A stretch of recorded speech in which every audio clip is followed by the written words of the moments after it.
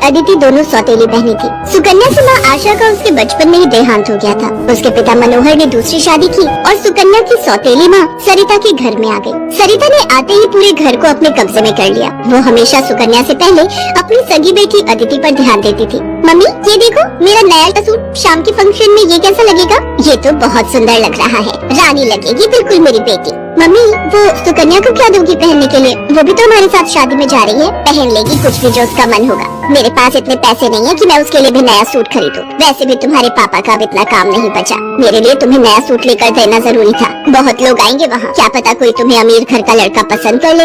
अरे सरिता, कभी कभी अपनी बड़ी बेटी सुकन्या के बारे में भी सोच लिया करो। वो बेचारी भी तो शादी लायक है। बस आ गए अपनी लाडली बेटी के बारे में चिंता करने। पता नहीं कौन से मनहूस दिन मेरी तुम्हारे साथ शादी हुई थी। जब से आई हूँ एक ही नाम तुम्हारे मुंह पर चढ़ा हुआ है। देखती हूँ सुकन्या सुकन्या। अरे तुम्हारी दूसरी बेटी अदिति भी कुंवारी है, वो भी तुम्हारी ही बेटी है। उसके बारे में भी कुछ सोचा करो। मैं हूँ जो पैसे जोड़ जोड़ कर अपनी बेटी को सूट दिलवाए है। अब शाम को चलने की तैयारी कर लो, बहुत बड़े बड़े लोग उस शादी में आएंगे। ये तो मेरी सहेली पुष्पा की बड़ी मेहरबानी है जो उसने हमें एक कार्ड दे दिया, वरना हम गरीबों को इस शहर में और इतनी बड़ी शादी में कौन पूछेगा। मनोहर को पता था कि सरिता का स्वभाव बहुत ही खड़ूस है, इसलिए वो चुपचाप अपने कमरे में चला जाता है। शाम को सब लोग शादी के लिए तैयार होते हैं। अदिति बहुत ही सुंदर सूट पहनकर तैयार होती है। सुकन्या के पास तो कपड़े ही नहीं थे। अचानक मनोहर सुकन्या के पास आता है। सुकन्या बेटी ये ले, ये तेरी माँ की साड़ी है, तू ये पहन कर तैयार हो जा। देख कितनी सुंदर साड़ी है, मेरे संदूक में रखी थी, मैं वही ढूंढ रहा था और आज मुझे मिल गई। पिताजी ये माँ की साड़ी सचमुच, ये साड़ी तो बहुत सुंदर है। शुक्रिया पिताजी, आज आपने माँ की ये साड़ी देखकर मुझे बहुत खुशी दी है। हाँ बेटी, अब ये साड़ी पहनकर जल्दी से तैयार हो जा, देखना तब से सुंदर लगेगी मेरी बेटिया। सुकन्या अपनी माँ की साड़ी पहनकर तैयार हो जाती है। सब लोग शादी में पहुँचते हैं। सरिता जानबूझकर अदिति को ही आगे कर रही थी ताकि वहाँ लोग अदिति को ही देखें। तभी एक बहुत ही बड़े परिवार के लड़के आशीष की नजर सुकन्या पर पड़ती है। सुकन्या बिल्कुल अकेली खड़ी थी। वो लड़का उसके पास आया और उससे बात करने लगा। हेलो, मेरा नाम आशीष है और आपका? जी मेरा नाम सुकन्या है। अच्छा नाम है आपका। वैसे आप यहाँ अकेली क्यों खड़ी हैं? चलिए ना, वहाँ डांस फ्लोर पर सब लोग डांस कर रहे हैं। आशीष को सुकन्या से बात करता देख सरिता आशीष के पास आती है। सुकन्या बेटा, तुम्हारे पापा तुम्हें बुला रहे हैं, इनके साथ अदिति डांस कर लेगी।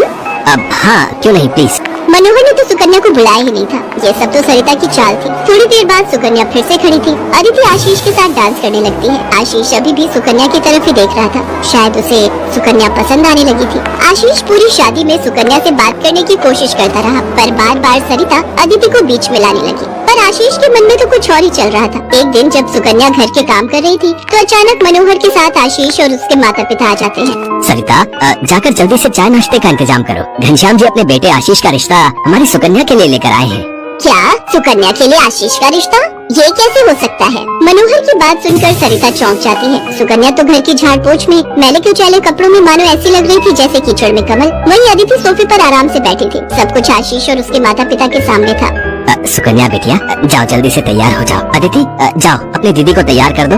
कोई जरूरत नहीं है तुम्हें उसे तैयार करने की। तुम उसकी नौकर नहीं हो जो उसे तैयार करो, अपने आप हो जाएगी तैयार। ये रिश्ता उसके लिए आया है, अदिति उसकी नौकरानी नहीं है। अंदर चल रही सरिता और मनोहर की बातें थोड़ी थोड़ी आशीष और उसके माता पिता के कानों में आ रही थी, इसलिए मनोहर बाहर आ जाता है। मनोहर जी, हमारे बेटे आशीष को आपकी सुकन्या उस दिन बहुत पसंद आई थी और वैसे भी हम आशीष के लिए लड़की ढूंढ ही रहे थे, इसलिए अचानक ही आपको मैंने फोन मिला दिया। मेरी सुकन्या तो बहुत किस्मत वाली है जो आप जैसे इतने बड़े घर का रिश्ता उसके लिए आया, वरना हम तो, मैं आपको क्या ही कहूँ। घनश्याम जी, आपने सचमुच मुझ पर बहुत बड़ा उपकार किया है। नहीं नहीं मनोहर जी, इंसान दिल से अमीर होता है। आपने अपनी बेटी सुकन्या को जो संस्कार दिए हैं वो किसी धन दौलत से कम नहीं। तभी सुकन्या चाय नाश्ता लेकर आ जाती है। सुकन्या का रिश्ता पक्का हो जाता है। भाई साहब, हमें आपकी सुकन्या बहुत पसंद है। हम तो जल्द से जल्द शादी करके सुकन्या को अपने घर की बहू बनाकर ले जाना चाहते हैं। बस आप शादी की तैयारियां कीजिए। आशीष के माता पिता के मुंह से ये बातें सुनकर मनोहर की खुशी का ठिकाना नहीं था। सुकन्या आज एक बहुत बड़े घर की बहू बनने जा रही थी। आशीष के माता पिता रिश्ता पक्का करके चले जाते हैं। कुछ दिनों बाद सुकन्या की शादी की तारीख निकल आती है। सरिता, मैं देख रहा हूँ जब से सुकन्या की शादी पक्की हुई है तुमने सुकन्या से बात तक करना छोड़ दिया है। ये ठीक नहीं। तुम अपनी बेटी की शादी करो, मैं इस शादी में कोई हाथ नहीं लगाऊंगी। ये रिश्ता मेरी बेटी के लिए था। मैं चाहती थी आशीष के साथ अपनी बेटी का रिश्ता करना, पर तुम्हारी उस सुकन्या ने सब काम खराब कर दिया। ये तुम गलत कह रही हो सरिता। सुकन्या के लिए आशीष के माता पिता खुद से रिश्ता लेकर आए हैं। तुम्हें तो खुश होना चाहिए। तुम क्यों सौतेलापन सुकन्या के साथ रख रही हो? तुम्हें तो उसकी सगी माँ बनकर उसे विदा करना चाहिए। मैं इसलिए तुम्हें उसकी माँ बनाकर लाया था, वरना क्या? क्या कहो तो मैं अभी ये घर छोड़कर चली जाती हूँ। बोलो। मनोहर की बात सुकन्या और अदिति दोनों सौतेली बहनें थी। सुकन्या की माँ आशा का उसके बचपन में ही देहांत हो गया था। उसके पिता मनोहर ने दूसरी शादी की और सुकन्या की सौतेली माँ सरिता के घर में आ गई। सरिता ने आते ही पूरे घर को अपने कब्जे में कर लिया। वो हमेशा सुकन्या से पहले अपनी सगी बेटी अदिति पर ध्यान देती थी। मम्मी ये देखो मेरा नया सूट, शाम के फंक्शन में ये कैसा लगेगा? ये तो बहुत सुंदर लग रहा है, रानी लगेगी बिल्कुल मेरी बेटी। मम्मी वो सुकन्या को क्या दोगी पहनने के लिए? वो भी तो हमारे साथ शादी में जा रही है, पहन लेगी कुछ भी जो उसका मन होगा। मेरे पास इतने पैसे नहीं है कि मैं उसके लिए भी नया सूट खरीदूं। वैसे भी तुम्हारे पापा का अब इतना काम नहीं बचा। मेरे लिए तुम्हें नया सूट लेकर देना जरूरी था। बहुत लोग आएंगे वहाँ, क्या पता कोई तुम्हें अमीर घर का लड़का पसंद कर ले।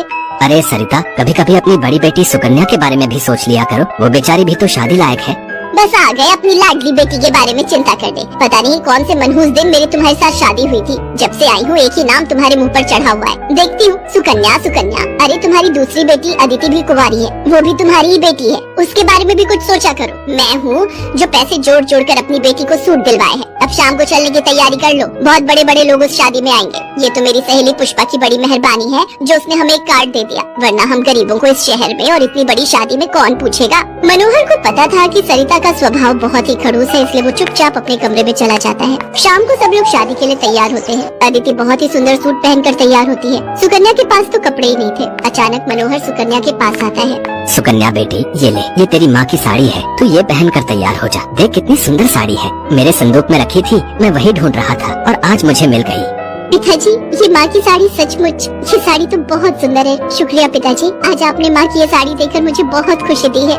हाँ बेटी, अब ये साड़ी पहनकर जल्दी से तैयार हो जा, देखना तब से सुंदर लगेगी मेरी बेटिया। सुकन्या अपनी माँ की साड़ी पहनकर तैयार हो जाती है। सब लोग शादी में पहुँचते हैं। सरिता जानबूझकर अदिति को ही आगे कर रही थी ताकि वहाँ लोग अदिति को ही देखें। तभी एक बहुत ही बड़े परिवार के लड़के आशीष की नजर सुकन्या पर पड़ती है। सुकन्या बिल्कुल अकेली खड़ी थी। वो लड़का उसके पास आया और उससे बात करने लगा। हेलो, मेरा नाम आशीष है और आपका? जी मेरा नाम सुकन्या है। अच्छा नाम है आपका। वैसे आप यहाँ अकेली क्यों खड़ी हैं? चलिए ना, वहाँ डांस फ्लोर पर सब लोग डांस कर रहे हैं। आशीष को सुकन्या से बात करता देख सरिता आशीष के पास आती है। सुकन्या बेटा, तुम्हारे पापा तुम्हें बुला रहे हैं, इनके साथ अदिति डांस कर लेगी। अब हाँ, क्यों नहीं, प्लीज। मनोहर ने तो सुकन्या को बुलाया ही नहीं था। ये सब तो सरिता की चाल थी। थोड़ी देर बाद सुकन्या फिर से खड़ी थी। अदिति आशीष के साथ डांस करने लगती है। आशीष अभी भी सुकन्या की तरफ ही देख रहा था, शायद उसे सुकन्या पसंद आने लगी थी। आशीष पूरी शादी में सुकन्या से बात करने की कोशिश करता रहा, पर बार बार सरिता अदिति को बीच में लाने लगी। पर आशीष के मन में तो कुछ और ही चल रहा था। एक दिन जब सुकन्या घर के काम कर रही थी तो अचानक मनोहर के साथ आशीष और उसके माता पिता आ जाते हैं। सरिता, जाकर जल्दी से चाय नाश्ते का इंतजाम करो। घनश्याम जी अपने बेटे आशीष का रिश्ता हमारी सुकन्या के लिए लेकर आए हैं। क्या सुकन्या के लिए आशीष का रिश्ता? ये कैसे हो सकता है? मनोहर की बात सुनकर सरिता चौंक जाती है। सुकन्या तो घर की झाड़ पोछ में मैले कुचैले कपड़ों में मानो ऐसी लग रही थी जैसे कीचड़ में कमल। वहीं अदिति सोफे पर आराम से बैठी थी। सब कुछ आशीष और उसके माता पिता के सामने था। सुकन्या बेटिया, जाओ जल्दी से तैयार हो जाओ। अदिति, जाओ अपनी दीदी को तैयार कर दो। कोई जरूरत नहीं है तुम्हें उसे तैयार करने की। तुम उसकी नौकर नहीं हो जो उसे तैयार करो, अपने आप हो जाएगी तैयार। ये रिश्ता उसके लिए आया है, अदिति उसकी नौकरानी नहीं है। अंदर चल रही सरिता और मनोहर की बातें थोड़ी थोड़ी आशीष और उसके माता पिता के कानों में आ रही थी, इसलिए मनोहर बाहर आ जाता है। मनोहर जी, हमारे बेटे आशीष को आपकी सुकन्या उस दिन बहुत पसंद आई थी और वैसे भी हम आशीष के लिए लड़की ढूंढ ही रहे थे, इसलिए अचानक ही आपको मैंने फोन मिला दिया। मेरी सुकन्या तो बहुत किस्मत वाली है जो आप जैसे इतने बड़े घर का रिश्ता उसके लिए आया, वरना हम तो, मैं आपको क्या ही कहूँ। घनश्याम जी, आपने सचमुच मुझ पर बहुत बड़ा उपकार किया है। नहीं नहीं मनोहर जी, इंसान दिल से अमीर होता है। आपने अपनी बेटी सुकन्या को जो संस्कार दिए हैं वो किसी धन दौलत से कम नहीं।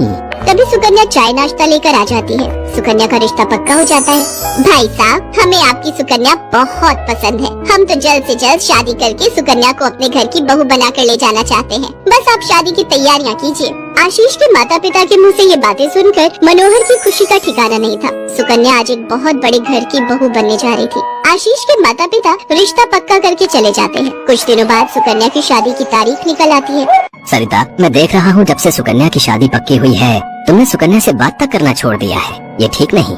तुम अपनी बेटी की शादी करो, मैं इस शादी में कोई हाथ नहीं लगाऊंगी। ये रिश्ता मेरी बेटी के लिए था। मैं चाहती थी आशीष के साथ अपनी बेटी का रिश्ता करना, पर तुम्हारी उस सुकन्या ने सब काम खराब कर दिया। ये तुम गलत कह रही हो सरिता। सुकन्या के लिए आशीष के माता पिता खुद से रिश्ता लेकर आए हैं। तुम्हें तो खुश होना चाहिए। तुम क्यों सौतेलापन सुकन्या के साथ रख रही हो? तुम्हें तो उसकी सगी माँ बनकर उसे विदा करना चाहिए। मैं इसलिए तुम्हें उसकी माँ बनाकर लाया था, वरना क्या कहो तो मैं अभी ये घर छोड़कर चली जाती हूँ। बोलो। मनोहर की बात